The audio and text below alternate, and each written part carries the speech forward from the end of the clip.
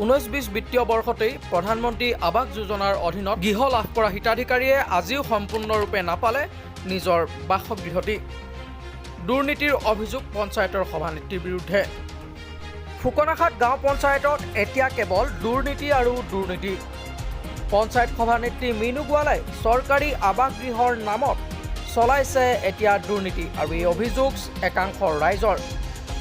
মুখ্যমন্ত্ৰী হিমন্ত বিশ্ব শৰ্মাৰ দুৰ্নীতি বিৰোধী শ্লোগানক কেৰেপ নকৰে ফুকনাখাট গাঁও পঞ্চায়তৰ সভানেত্ৰীয়ে। আনকি হিতাধিকাৰীসকলৰ বেংকৰ পাছবুক সভানেত্ৰীগৰাকীয়ে নিজৰ গৃহত ৰখাৰ অভিযোগ। আৰু লাহোৱাল সমষ্টিৰ অন্তৰ্গত ফুকনাখাট গাঁও পঞ্চায়তৰ সভানেত্ৰী মিনু গোৱালাৰ বিৰুদ্ধে এতিয়া প্ৰধানমন্ত্ৰী আৱাস যোজনাৰ গৃহ নিৰ্মাণৰ নামত উঠিছে এতিয়া দুৰ্নীতিৰ অভিযোগ।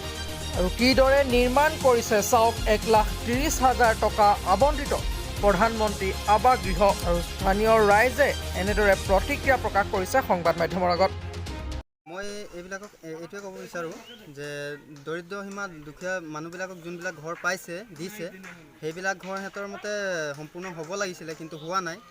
সেইটো কিছুমান আমাৰ ছেক্ৰেটাৰী প্ৰেছিডেণ্টবিলাকৰো দুখ আৰু কিছুমান আমাৰ গাঁও লাইনৰ মানুহৰবিলাকৰ দুখ আছে, নোহোৱা নহয়।